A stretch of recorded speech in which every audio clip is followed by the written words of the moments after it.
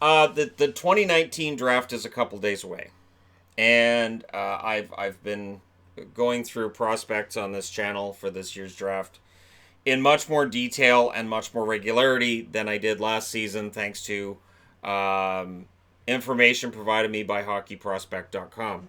Now, they've kept track of what's been going on the channel and with the videos and how they're performing, and they want to give a discount to Hockey Guy subscribers. So if you follow the link for purchasing the book in the description below this video, you will be able to get a $5 discount on buying the PDF of the book.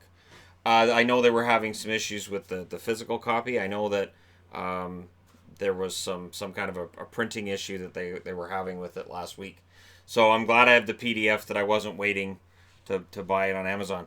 Vasili Podkolzin. So coming back to the draft in a big way here. We're going to talk about the most divisive player, who's rated number 7 by Hockey Prospect, number 10 on Sportsnet, and number 16 on TSN's latest mock draft. Yep. He is all over the place. And there are a number of reasons why.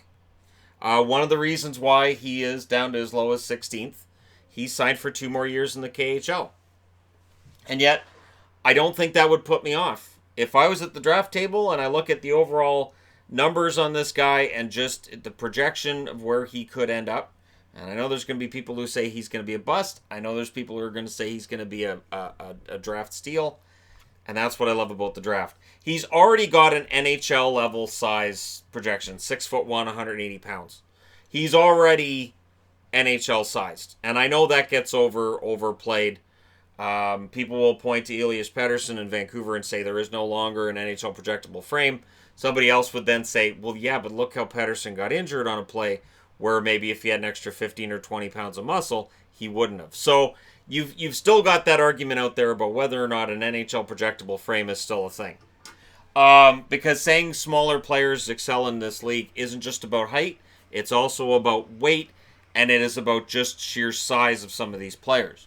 Now, him being signed to 2 more years in the KHL, as I said, wouldn't put me off, because he dominated at the Holenka and World Junior A tournaments.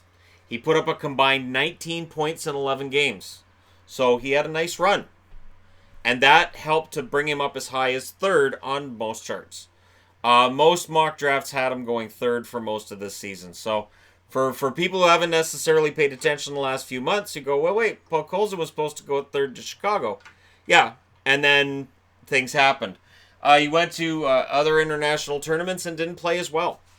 And all of a sudden there was some talk about whether or not he had that top-end skill, whether or not he was that elite forward. So it went from being the Hughes Kakko draft with Podkolzin as a solid 3rd and then everybody else from 4th through 15th to we don't know where Podkolzin's going to end up. And right now we still don't. I'm wearing an Ottawa hat. I don't think he falls as far as Ottawa. Ottawa's drafting at, 19th? I don't think he's going to be there. Or 16th? I don't know. Are they at 16th? It doesn't matter. Doesn't matter because I don't know if he goes to Ottawa. If he's there when Ottawa's up at the draft table, I'd be very surprised if they didn't take him, because if you had Podkolzin and Brady Tkachuk a couple of years from now, boy howdy. So his international play declined after the Junior A and Holenka tournaments. But his aggressive play is still there, and he plays with an edge. And I hear that and I think, so Kadri. Although he's a winger, so I don't want to say Marchand, but maybe Marchand. Maybe. I said it both ways, just for people in Boston and people outside of Boston. And just in case Marchand's watching. Yeah, I know that's how he wants it pronounced. So he has aggressive, he plays with an edge. Strong leadership qualities as well. So he's been team captain for the Russian team, and we will likely see a letter on his jersey in the KHL. I would think over the next couple of years. I'd be kind of surprised. Maybe, sort of. But he does have strong leadership qualities. So for the aggression and the leadership qualities, somebody I think is going to take a shot at this kid, and I don't think it's going to take until 16th. I'd be very surprised if it takes that long. Very physical player, even after the whistle. So he's one of those guys who's still giving you shots after the whistle. And he's a very strong shooter. So his shot is pretty darn good. His skating isn't at Hughes and Kako level, but his shot is excellent. Now, in black are where there's a couple of little issues. Sometimes he has tunnel vision, meaning he's got the puck, he's going in on the net, and where you would see an experienced or one of these playmaking centers looking around for where he might want to pass the puck, Podkolzin sees the net, the puck, and himself, and that's it. So the pass option isn't there when it probably should be. He'll be one of those guys that early on in his career you're likely yelling at the TV, why don't you pass the puck? And he's not great at faking a pass either. Doesn't do the whole head fake thing. So the thing is, those are things you can coach. You can't make somebody more talented, but you can coach them for the passing and the head fakes and all this. You can coach that into them. And so he does need to be less predictable, but he's also a teenager, and often when young kids come into the league, you can kind of see what they're going to do. Very common with rookies, where you'll see them do something, you go, man, that was kind of boneheaded, but he'll learn. He did that, he'll learn, and in the next game it'll be better. Next week it'll be better. He'll learn as the time goes on. And they list him as being likely to become a complete power forward, power winger. So power forwards in this league still have value.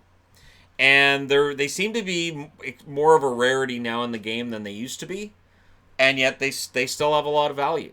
So I would expect to see Podkolzin off the board before 16 for that reason. Power winger. He's a power winger. He's got the leadership quality, and he's aggressive.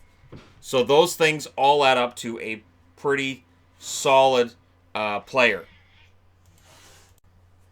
So, yeah, I don't see him sticking around that long at the draft table. And again, he's going to be one of those guys that we debate for ages. Boom, bust, boom. Where's he going to end up? And because he has the 2 years in the KHL, we can have this debate for years before he even shows up in the NHL as a rookie. And to me, reading over his entire bio and looking at how he plays the game, he reads to me as a Don Cherry player. So, for people who wonder, does Don Cherry really just dislike Russians? Would Don Cherry give a Russian, more of a prop, more props for being his type of player? This may very well be the guy who shows whether or not that's the case. And I would love to hear Don Cherry trying to say Vasili Podkolzin. That'd be fantastic. But it's going to be an interesting draft, and this is where it gets really interesting. And this is why when people say, well, Shannon, you should do like a full mock draft of round 1. I can't. Because look at this. Nobody agrees on where this guy's going to go. And for me, again, I can't see him necessarily dropping out of the top 10, because somebody in that top 10 I would think would be looking for a power forward that doesn't have one. Or somebody who's outside of the top 10 in the draft might trade up with the fear that he's going to fall, or he's not going to fall to them. So I would expect something to happen with Podkolzin. And that being said, it is such an unpredictable draft. Maybe he falls down and Ottawa drafts him. And if he does, then the Hat's predicting the future. Let me know what you guys think in the comments section below. As always, don't forget to hit like and subscribe if you're browsing your way through. You just happened upon this video. Thank you guys so much for watching. And remember, it's awards night tonight. So thank you guys so much for watching. I'll talk to you again soon.